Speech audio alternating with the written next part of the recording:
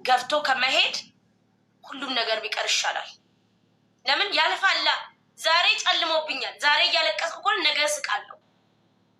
ዋና አላማሽ ከልቡ ይውደደኝ እንጂ ሰርተን ለመለወጥ ዝግጁ ይሁን እንጂ አሁን ላይ የቸገረውን ነገር ኮምፕሮማይዝ አደርጋለሁ፣ ነገዬን እያሰብኩኝ ተባብረን የምንሰራበትን ህይወት ነው የምፈልገው ነው ያንቺ አገላለጽ።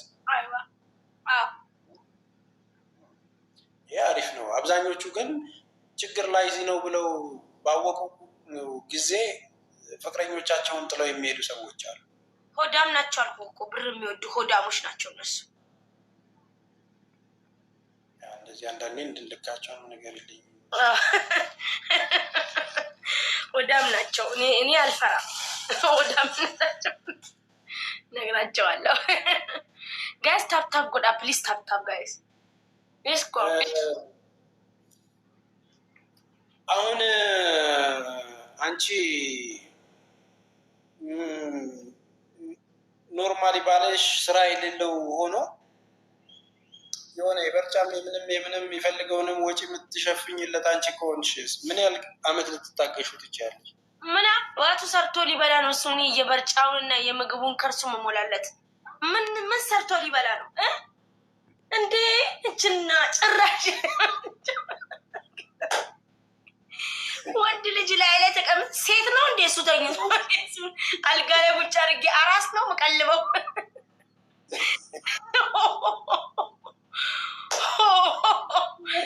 እንዴ? የወርጫ የለው የምን የለውም ስራ የለውም ቁጭ ይላል። ከዛ አራስ ነው ይተኛ። ሙቃ ሙቄ ሰጠዋለሁ፣ ጉንፍቼ ሰጠዋለሁ፣ ይሻለዋል። አረ እንዴ!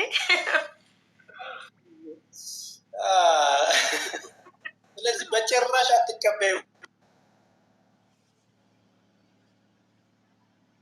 ትልቅ ስራ የሌለው ወንድ ሳ በቃ ፈልጎ ስራ መስራት አለበት። ግን አብሬው እየኖርኩ ከስራ ተባሮ ባሌ ገባክ ወይ ከስሮ ምናምን ከሆነ ኦማይ ጋድ እሞትለታለሁ። የእውነት ችግር የለውም። ግን ራቁታም ላይ ሄጄ ታዲያ እኔ ልቀልበው ነው የገባሁት እንጂ ባልትዳርም አይደለም። ተስብሻ አያምርም። ወንድ ልጅ ስራ ከሌለው ከሴት ቢያንስ አንድ ብርም ይዞ መግባት አለበት። ስለዚህ አሁን ሴቶች ስትገቡ ችግር የለም፣ ወንድ ልጅ ሞልቶለት ምናምን። በነገራችን ላይ የእኛም ልብ እንደዛ ነው በተፈጥሮ። ወንድ ልጅ እኔ ራሴ ቤቴን ገዝቼ መኪናዬ ነው የተደላደለ ነገር ላይ ሲሆን ብትመጣ ደስ ይለኛል፣ ችግር የለብኝም። ለዛ ግን ሴቶች ትዕግስቱም የላቸውም። ያው የበታችነትም ይሰማዋል። ወንድ ልጅ እንዲህ አይነት ወንድ አይባልም። ስለዚህ ለሰከንድም ልትታገሿ አትችይም። አንቺ ተነስቶ ዞር ዞር ብሎ ሰርቶ መምጣት አለ። አዎ እንዴ! ወንድ ልጅ በተለይ ቤት ውስጥ ተዘብዝፎ መዋል የለበትም። ከኔ ጋር 24 ሰዓት ወጣ ብሎ መዝናናት አለበት ከጓደኞቹ ጋር። እንዴ ዘና ንፋስ መውሰድ አለበት። አንቺ ከስራ ተባሮ የሆነ ችግር ላይ ከሆነ ግን አመትም 2 አመትም ይፍጭ። ወይኔ አረ ለምን 10 አመት አይሆንም እንዴ? ስንት አመትም አኑሮኝ የለ እንዴ? ባሌ እኮ ነው። ልጆችም ሊኖረን ይችላል። ገባክ? ብዙ ነገር አብረን አሳልፈናል። አንድ ቀን አብሮ መብላት ቀልድ አይደለም። የእኛ ሰው ጋር ቀልድ ይመስላል እንጂ አንድ ቀን ገባክ? ስለዚህ ሙምኪን ትላንት ርቦን ተቸግረን አሳልፈን ይሆናል ወይ እየሳቅን በልተን ይሆናል። ስለዚህ ለምን ገፋዋለሁ? እኔ ከገፋሁትማ ሌላ ሰው ደግሞ ምን ይበለው? ስለዚህ እኔ ባሌን እታገሰዋለሁ ስራ ካጣ። ያው በችግር ሁኔታዎች ስለሚፈጠሩት ነገር አብረን እኩል በኃላፊነት እንወስዳለን። ፓሽኑን ስለማውቀው ከዛ በፊት ሰርቶ ስላሳየኝ እኔን ስላኖረኝ አሁን ላይ ባለው ጋር ጥየው አልሄድም ነው። አብዛኞቹ ሰዎች የሚጣሉት እንግዲህ 60% አሁን ላይ ያለው የፍቅር ግንኙነት የሚቋረጠው በወሲብ አለመጣጣም ነው።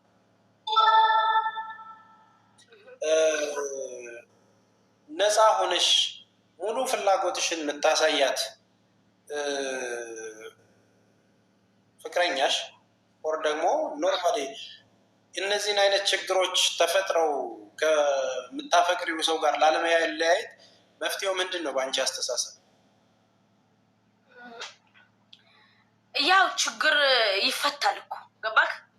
ያኒ እንደዚህ አይነት ነገር ሲፈጠር ቁጭ ብለህ ተረጋግተክ ችግሩ ምን እንደሆነ ግልጽ ባልና ሚስት ግልጽ ናቸው። ባዶ ራቁትም አብረው እየተኙ አይደል እንዴ?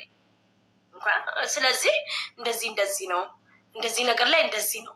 ሁሌ የኛ ሰው እኔ እንደ ፈረንጅ ኑሩ እላለሁ። ሁሌ ፈረንጅ ግልጽ አድርጎ ነው የሚናገረው ያን ያልሆነውን ነገር ያቃተውን ነገር። ስለዚህ ባሌ እንደዚህ ነው እኮ እንደዚህ ነው ብዬ ነግረዋለሁ። ያው እሱም እንዲነግረኝ እንትን እላለሁ። ገባክ? እንደዛ ተነጋግሬ ችግር ያለውን ችግር መፍታት እንችላለን። እንደዚህ ነው ይሄ ነገር አልተመቸኝም፣ እንደዚህ አይችልም፣ እንደዚህ አያደርግም ብሎ መለያየት ጥሩ አይደለም። በመነጋገር ሁልጊዜ ተረጋግቶ በመነጋገር ነገር ይፈታል፣ ሶስተኛ ሰው ጋር ሳይደርስ። ስለዚህ አንቺ ባለቤትሽ ወይም ፍቅረኛሽ ሲሆን እዚህ አይነት ችግር ካለበት ግልጽ ሆነሽ ነው የምትነግሪው? ግልጽ ሆኜ እነግረዋለሁ። አዎ ግልጽ። ኦኬ። አንቺ ጋር ችግር ኖሮ እሱ ቢነግርሽ ምንድን ነው የሚሰማሽ? ታስተካክያለሽ? እኔ ጋር ችግር ሆኖ አዎ አስተካክላለሁ። ለምሳሌ የሚጠይቅሽ ነገር ከባህላችንና ከሴታችን የወጣ ቢሆንሽ? እንደዛም ከሆነ ደግሞ አለ አይደለ በባህልና በተለያየ ነገር እንዳይመጣ አድርጌ ማስተካከል ይችላል። ገባክ? መፍትሄ አይታጣም። ስለዚህ የቤትሽን ገበና ግልጽ ሆኖ በማውራት እና በመነጋገር ውስጥ እሱ የሚፈልጋትን አይነት ሴት ወይም ደግሞ የሚፈልገውን ነገር ለምሳሌ በስራ ደክሞሽ በብዙ ነገር አይምሮሽ ተዳክሞ ኖርማሊ የወሲብ ፍላጎት ሊኖረው ይችላል። እሱ ደግሞ ፍሪ ሆኖ መጥቶ ማለት ነው። እንደዚህ አይነት ጊዜ ፍላጎታችሁ ያነሰ ሲሆን በምን አይነት ነገር ነው ለማለፍ የምትሞክሩት? አሁን አብዛኞቹ በጣም ደክሟት ልትውል ትችላለች፣ ፍላጎት ላይኖራት ይችላል። ምናልባት በሆነ ብቻ ላቁምክ ፍላጎት ላይኖራት ይችላል አትበል። ሰው የሚወደውን ሰው ሲያይ ምንም ፍላጎት ባይኖረው አንድ በዚህ ነገር አላምንም። ምክንያት ባሌ እስከሆነ ድረስ የፈለገ ደክሞኝ አይደለም ሞቼ እንኳን ባሌ ስለሆነ ምንም አይሰለቸኝም ከሱ ጋር ምንም ማድረግ። ነቅሽም ቢሆን ሞታለ።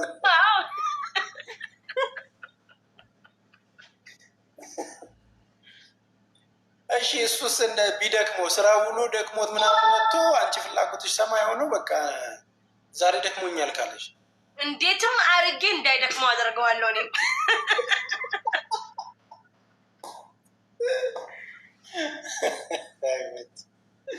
ፍቲኩ ግልጽነቷ እኮ በቃ ደስ ብትለኝ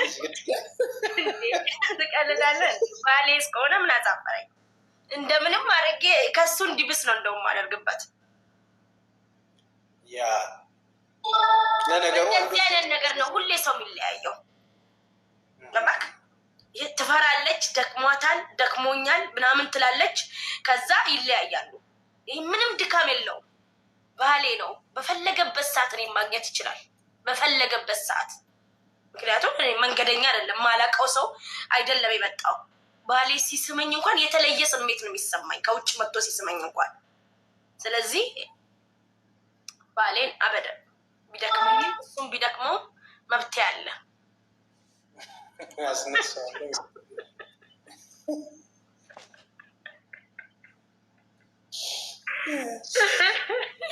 አንቺን ያገባ ሰው ታድሎ። ግን በቃ አሁን እንትን በሉ እዛ ፈቲጋ አትሊስት አንደርስታንድ ታደርጋቸዋለች። ደከመኝ ምናምን ባትል ፏ ብትን ብላ እንትን ብላ ነው በቃ ያለውን ነገር ለመፍታት ሬዲ ሆነች። አንዳንዱ ለመስማት እንኳን ጊዜ የለውም እኮ ኧረ ይሄ ችግር አለ ስትይ በቃ ይለያያሉ። ጥሩ አይደለም።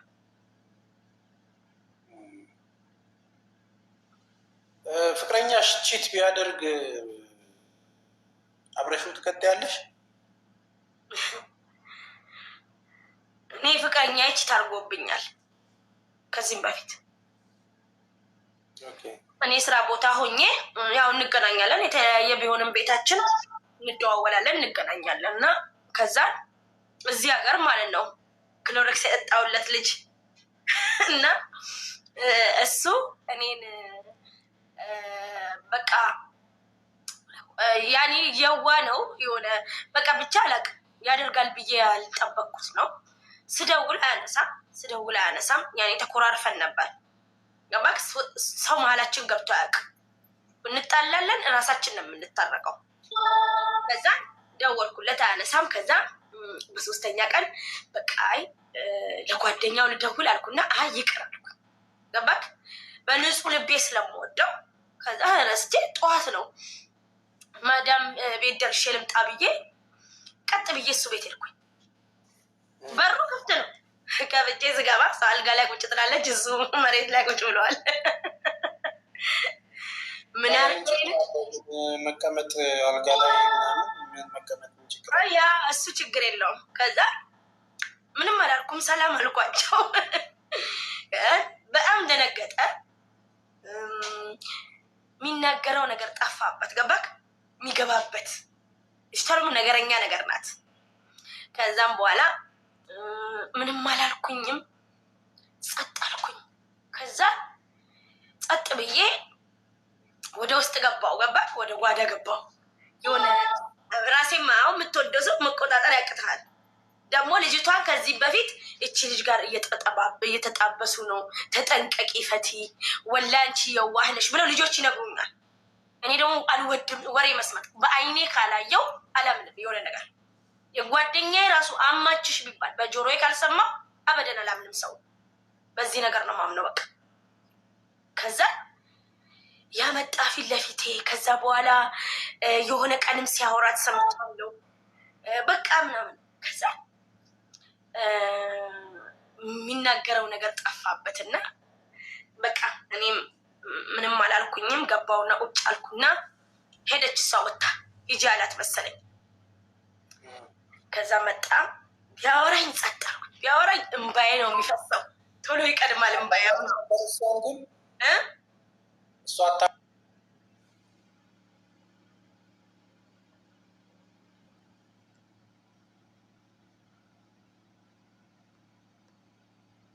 አርገዋሉ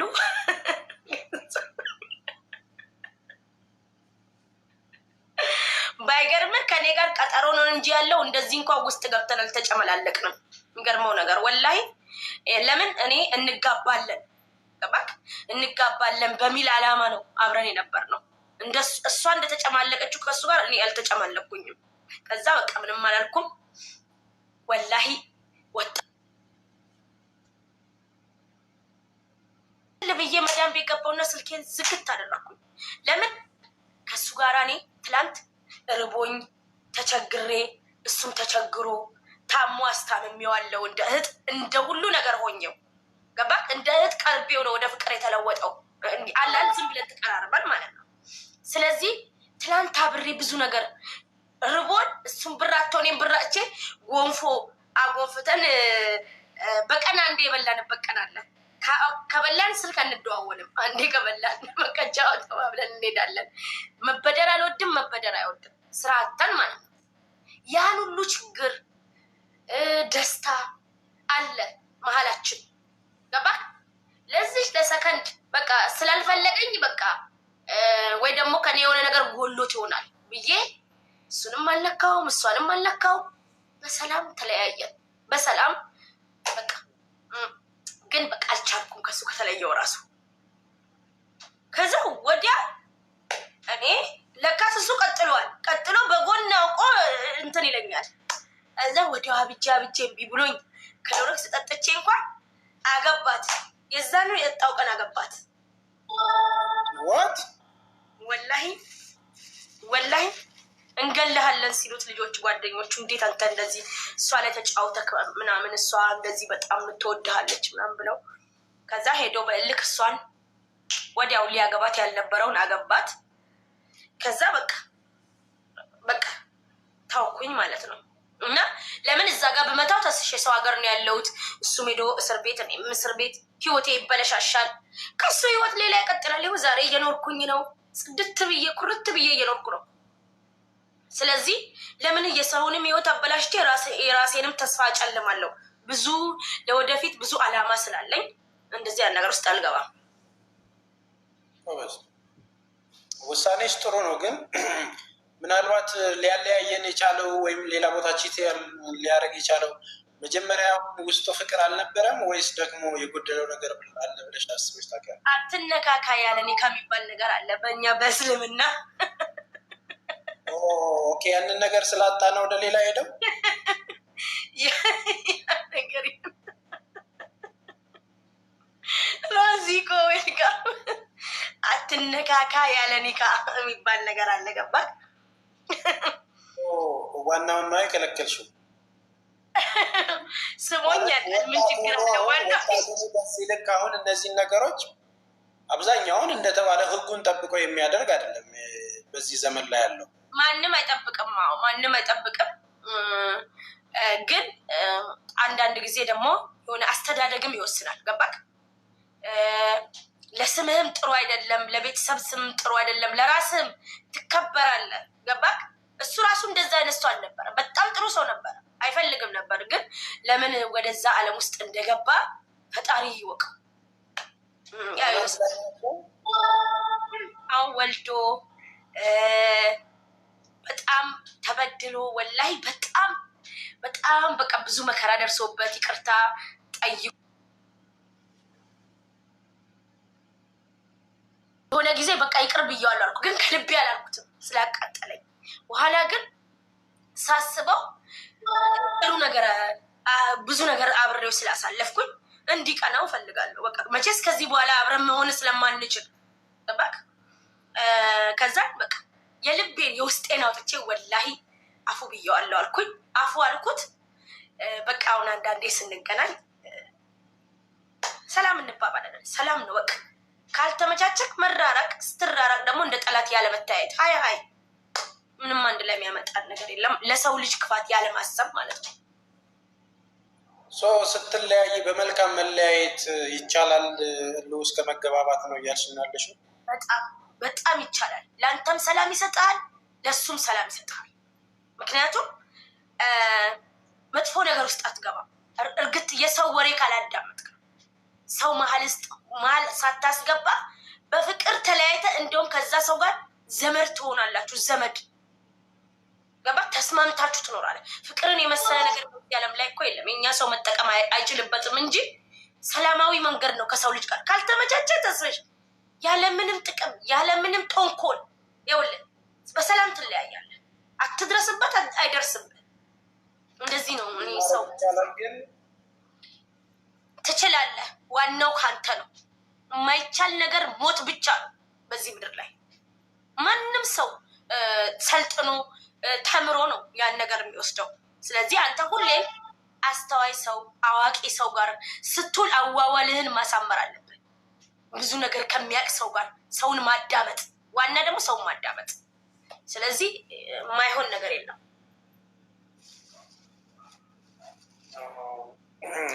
አይ በጣም አሪፍ ነው። ግን አሁንም አብረው ናቸው ያሉት? ከእሷ ጋር ነው ያለው? አዎ እሷ አትወደኝም፣ ግን ሰላም እንደሚለኝ አታውቅም። አንዳንዴ ታብታብ ያደርግልኛል መጥቶ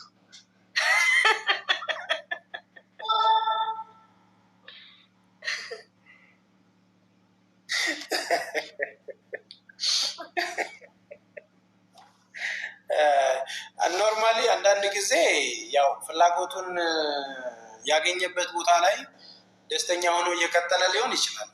አንቺ ጋር አብሮ እየኖረ ሌላ ቦታ እንዲህ ሊያደርግ የቻለበት ምክንያት በዛ ነገር ብቻ አልነበረም። ምናልባት አለ ወረቀት የሚባል ነገር አለ እዚህ ሀገር ገባክ? ይሄ አሜሪካ ለመሄድ ካናዳ ለመሄድ አለ እዚህ የምንቀመጠው እኛና አስሊነ ሙባረክ ራሱ አይተሃል። ያ ነገር አለ። ያ ወረቀት ደግሞ እኔ የለኝም ገባክ? ያ ስለሌለኝ ደግሞ በዛኛው ባል ሚስትህ ትፈታሃለች ድሮ ማለት ነው። አሁን ግን ቀርቶበታል።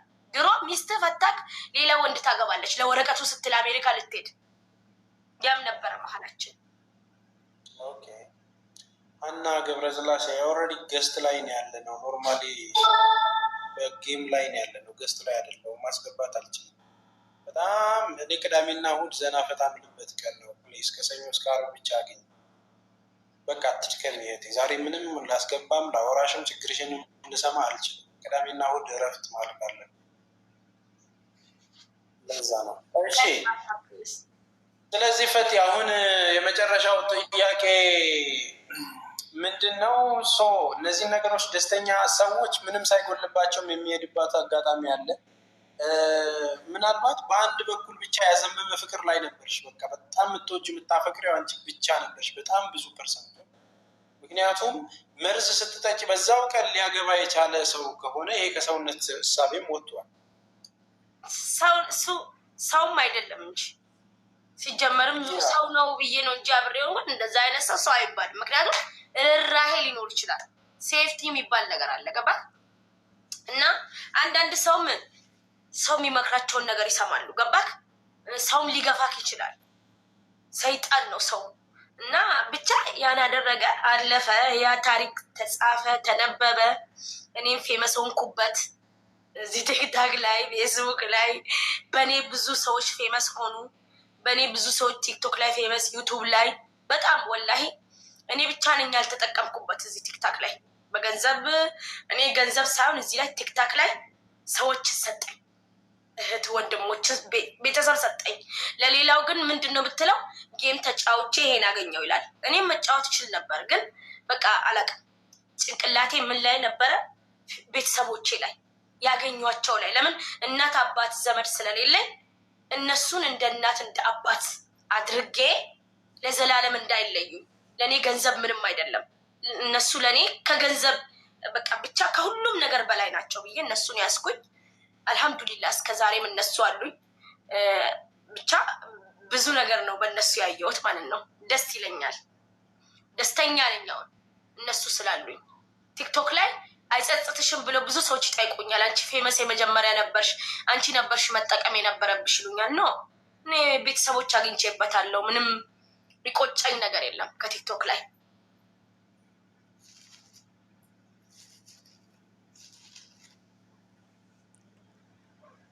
ኦኬ፣ በጣም አሪፍ። እዮብ አልደወልኩም ዛሬ እረፍት ቀኔ ስለሆነ ምናልባት የሰዎችን ማስቸገር ስለማልፈልግ ቅዳሜና እሑድ በራሴ ፕሮግራም ላይም ነበር ዛሬ የዋልኩትና ለዛ ነው አልደወልኩም። ቀጥታ ማውራት ስላለብኝ እሷን ነገ ነው ደውዬ ማውራት። አንዳንዴ እኔም ነፃነቴን ስለምፈልግ ሰዎችን በቅዳሜና እሑድ ደውዬ ማስጨነቅ ስለማልፈልግ ነው ለእኔ ጉዳይና ነገ ደውልላታለሁ። እሺ፣ ስለዚህ አሁን ሰጀስት አሪፍ ነው ማለት የግድ ግን ክሎሬክስ ጠጥተሽ የሆነ ነገር ብትሆኝ ኖሮ ትክክለኛ መፍትሄ ነው ብለሽ ነበር? ሰይጣንም ፍቅር ብቻ እኮ አይደለም። የሰው ሀገር ኑሮ፣ የኑሮ ጥብነት፣ የኑሮ ችግር ገባክ? በቃ ብዙ ሀሳብ አለ በቃ እንጂ ፍቅር ብቻ አይደለም። ፍቅር እንዲሁም እንድትኖር ነው የሚያደርግክ። ከዛ በኋላ ነው ስለ ፍቅር የተማርኩት እኔ ህይወት ትርጉም እንዳላት በቃ ብቻ ፍቅር ሰላም እንዳለው ያፈቀረ ሰው እንደውም ሞር ወይኔ አትግደለኝ ፈጣሪ ብሎ ነው እንጂ የሚለምነው፣ ግን ራሱን ሊያጠፋ አይሞክርም። ምክንያቱም ከሞት ያን ሰው አታይማ።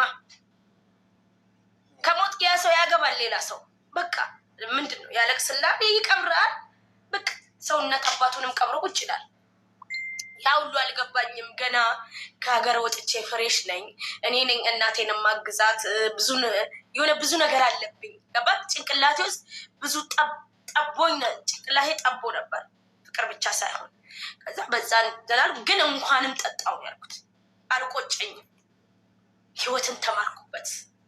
ህይወት ምን አይነት እንደሆነች አስተማረኝ ማለት ነው። አይ ዝም ብለሽ ውሃ በጥብጠሽ ነው ቀልቀል አድርገሽ የጠጣሽ ነው? ወላሂ ተስሽ ለረጅም ጊዜ ታምሜ 4 ዓመት ጥርሴ ይሄ ጥርሴ ፊት ለፊቱ ይነቃነቅ ነበር። ገባክ? በቃ እንዳለ ተበልዞ ጠፍቶ ታክሜ፣ ጮጋራ በጣም ያመኛል። በርበሬ መብላት አልችልም። ብዙ አልጠጣውም እኮ ትንሽ ነው የጠጣሁት። እሱ ትንሽ አይደለም፣ እንፋሎቱ እንኳን ከባድ ነው። ገባክ? በቃ ብቻ ምን ልበል፣ በጣም ያመኛል። እንደ እርጉዝ ሴት ያቅለሸልሸኛል። ምግብ መብላት ያስጠላኛል። እና ብዙ ፈተናዎችን ያሳለፍኩት በሱ በሽታ ላይ ግን ፈጣሪ ይመስገን እኔም ታከምኩኝ፣ ዳንኩኝ። በቃ ያ ሁሉ ታሪክ አለፈ፣ ለዛሬ በቃን ማለት ነው። ስለዚህ ለሚሰሙን ብዙ ቁጥር ያላቸው ሰዎች ይነጋሩ እና ለሚሰሙን ሰዎች በፍቅር ጉዳይ ምላችሁ ላይ የምታደርጉት አንዱም ውሳኔ ራሳችሁን እንጂ የሚጎዳው ያንን ሰው ምንም የሚያደርገው ነገር የለም። እናንተ ማንንም አይጎዳ፣ ራሴን ነው የሚጎዳ። ለምን ፍቅር ያን ሰው አፍቅረ እንድትኖር፣ ፍቅር ጣፋጭ ነው። ኑር ኑር ኑር ኑር ይልሃል እንጂ ሙት ሙት አይልህም። ስለዚህ ያን ሰው ሳይሆን ራሳቸውን እንደጎዱ እንጂ ያን ሰው አልጎዱትም። ስለዚህ መኖር አለበት፣ የሰው ልጅ መኖር አለበት፣ ኖሮ ብዙ ነገር ማየት አለበት። በጣም አሪፍ። በስተመጨረሻ አንድ ምርቃት ልመርቅሽ እና ልለያይ። እኔ ጋር የምትወጂውን የሚረዳሽን ደስተኛ ህይወት ሆኖ እንድትኖር የሚያደርግ ፍቅረኛ ይስጥሽ። አሚን። ሳትናገሪ የሚረዳሽን ፍጹም ከራሱ አስበልጦ ህይወቱን ቅድሚያ የሚሰጥልሽን ለልጆችሽ ለቤተሰቦችሽ ሰላም የሚፈጥር ሁሉንም የተወደደ አድርጎ ህይወትን ከዚህ በኋላ እንዲክስሽ የሚያደርግ ፍቅረኛ ይስጥሽ። በውጣ ውረድሽ በችግሮችሽ ጊዜ ከፊት የሚቆም መከራዎችን ላንቺ ብሎ የሚጋፈጥ ከእሷ በፊት እኔ ብሎ የሚቆረቆር እንደ ጋሪ ፈረስ ወደ አንድ አቅጣጫ እሱም ስለ አንቺና ስለ ቤት ልጆችሽ ብቻ የሚያስብ ለትዳሩ ታማኝ የሆነ ባለቤት ያደልሽ። አሚን አሚን አሚን። ተስዬ አሚን አሚን። ገበናሽን አይቶ ድክመትሽን አይቶ ክፍተትሽን አይቶ በዛ ክፍተት ላይ ልጠቀምባት ብሎ የሚመጣ ሳይሆን በተቸገርሽበት ባሳለፍሻቸው የህይወት ውጣ ውረድ ውስጥ መፍትሄ የሚሆነውን እግዚአብሔር ከላይ ቀብቶ ደስተኛ እንድትሆኝ የሚረዳሽን የመከታ የሚሆን ባለቤት ወይም ደግሞ ፍቅረኛ። አሚን አሚን አሚን። ተስዬ አሚን። ሁለታችሁም በፍቅር የምትኖሩ ለልጆቻችሁ የምትኖሩ የተባረከ ትዳር ደስተኛ ሆናችሁ የነካችሁት ለምልሙ ችግር ሳይሆን ሳቅ በቤታችሁ እንዲሞላ ደግሞ ለሁለታችሁ መተሳሰብን ያድላችሁ። ለሚመጣው ባልሽም ነው ምርቃቱ። በታችም ያላችሁ እንግዲህ ሲንግል ለሆናችሁ እንደ አባታችሁ ወይም እንደ ታላቅ ወንድማችሁ ብቻ ሳይሆን እንደ ፍቅር ብቻ ሳይሆን እንደ እናትና አባት የሚሳሳላችሁ ከዚህ ዘመን ችግር ውስጥ ወጥቶ በህይወት ውጣ ውረድ ውስጥ ከጎናችሁ ሊሆን የሚችል መልካም ፍቅረኛ ወይም ባል ይስጣችሁ። መርካቶ ከስር ምላላችሁት ነው። እውነት ለመናገር በፍቅር ህይወት ውስጥ ለሚደርስባችሁ ነገር ላያችሁ ላይ የምታደርጉት ማንኛውም እርምጃ የሚጎዳው እናንተንና እናንተን እንጂ ወይ አፍቃሪ ወይ ተፈቃሪ አይደለም። የምታደርጉት ሁሉ ዋጋ እንዳያስከፍላችሁ ተጠቀቁ። ሁልጊዜ የምነግራችሁ ነገር ምንድን ነው?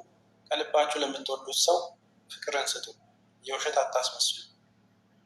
የተሻለ ነገር ላይ ለመገኘት እግዚአብሔር በንጹህ ፍቅሩ ነው ምንም ሳያደርግልን እሱ ፍቅር የሚሰጠን። በማስመሰሉት ህይወት ውስጥ አትቆዩ። እድሜንና ጊዜ ነው የምታባክኑት። ስለዚህ በዚህኛውም በቀኝም በግራም በማስመሰል ህይወት ውስጥ የማይኖር ሰው ያድላችሁ። እናንተ ጥሩ አፍቃሪ ሆናችሁ በዛኛው ሳይድ ብዙም ካልሆነ ከባድ ነው። ያኛው ደግሞ አፍቅሮ ምናምን ሚዛናዊ የሆነ ሁለታችሁ የምትፋቀሩበት የምትግባቡበት የፍቅር ህይወት ይስጣችሁ። ፈትዬ በጣም ደስ ብሎኛል። በጣም ሪፍሬሽ አድርጌያለሁ። ብዙ ነገር ተምሬያለሁ ካንቺ። እኔም አንተንም ፈጣሪ ያሳካልክ። ቴንኪው፣ አመሰግናለሁ። ቻው እህቴ፣ ሰላም ሁኚ። ያው ነገ ደግሞ በአዲስ ፕሮግራም እንገናኛለን። ቻው።